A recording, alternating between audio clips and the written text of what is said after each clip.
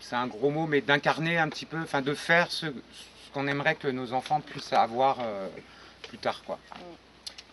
Voilà, quoi d'autre? C'est une propriété, là, si on commence à resserrer l'entonnoir, ça c'était la présentation de la partie du projet global, donc qui est aussi un projet dit en permaculture. C'est un gros mot, hein, mais on pourrait débattre longuement sur ce que peut être la permaculture, au moins rendre durable nos habitats, notre alimentation, la gouvernance, pouvoir discuter de tout ça. Et puis voilà, donc du coup, vous êtes à l'Espiette, donc qui veut dire en gascon le lieu des épineux. Voilà, il y en a quelques-uns. C'est une propriété de 3 hectares où vous avez très peu de pins maritimes, ce qui est une bonne nouvelle. Il y a 1 hectare d'acacia, il y a une prairie, il y a des arbres et il y a du bâti. Et ça, c'était important.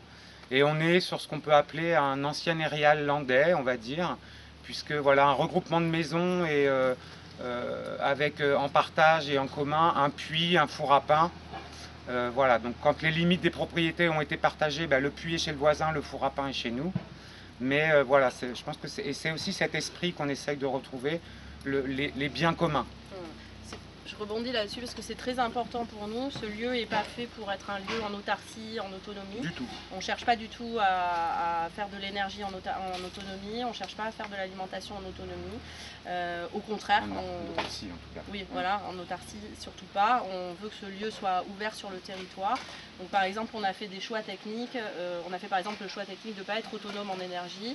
On espère pouvoir créer une dynamique sur le territoire qu'on a commencé à aborder un petit peu par exemple sur la production d'énergie, mais pas que ici. On voudrait que ce soit voilà, un collectif local sur le village ou d'autres villages alentours pour par exemple produire de l'énergie plus écologique.